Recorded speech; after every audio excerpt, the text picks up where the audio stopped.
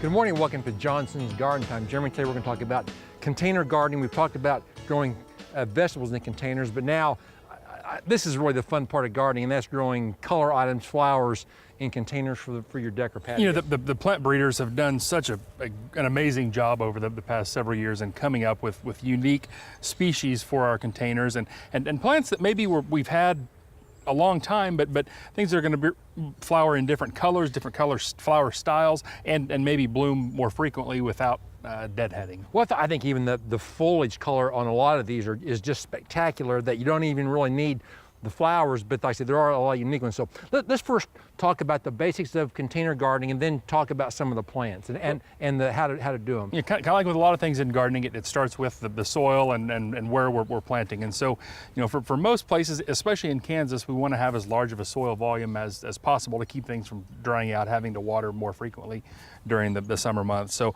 make sure you're choosing a large planting vessel.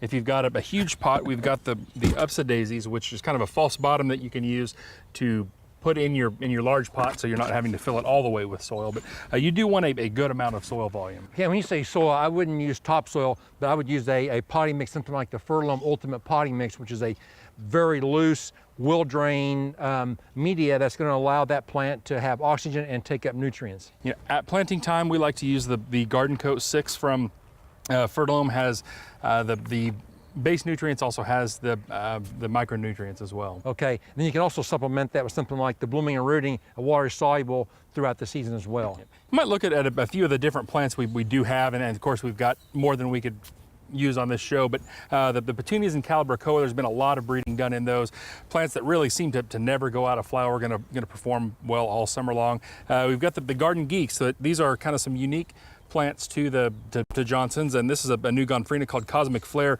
Really bright chartreuse foliage, pink flowers in the summer, really going to be a showstopper. Okay, then also we have a variegated flowering tobacco, which is very unique also. As far as a theory or some direction on how to plant them, we talk about a thriller, a filler, and a spiller. So the three different ways, or three different plant types. So your thriller is going to be something tall, maybe a focal point in the middle.